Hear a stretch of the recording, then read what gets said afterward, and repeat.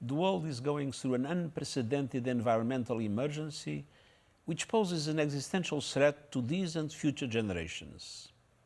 People need to know about these, and journalists and media workers have a key role in informing and educating them.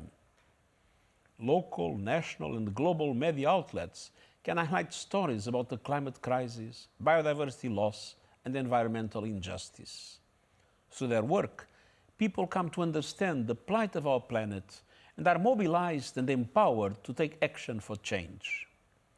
Media workers also document environmental degradation, and they provide evidence of environmental vandalism that helps to hold those responsible to account.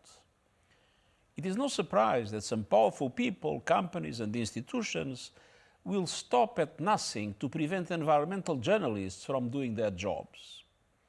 Media freedom is under siege, and environmental journalism is an increasingly dangerous profession. Dozens of journalists covering illegal mining, logging, poaching and other environmental issues have been killed in recent decades.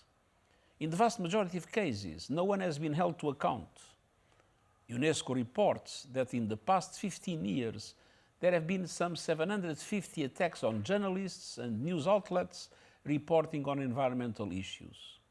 And the frequency of such attacks is rising. Legal processes are also misused to censor, silence, detain and harass environmental reporters, while a new era of climate disinformation focuses on undermining proven solutions, including renewable energy. But environmental journalists are not the only ones at risk. Around the world, media workers are risking their lives trying to bring us news on everything from war to democracy. I'm shocked and appalled by the high number of journalists killed in Israeli military operations in Gaza. The United Nations recognizes the invaluable work of journalists and media professionals to ensure that the public is informed and engaged. Without facts, we cannot fight mis and disinformation. Without accountability, we will not have strong policies in place. Without press freedom, we won't have any freedom.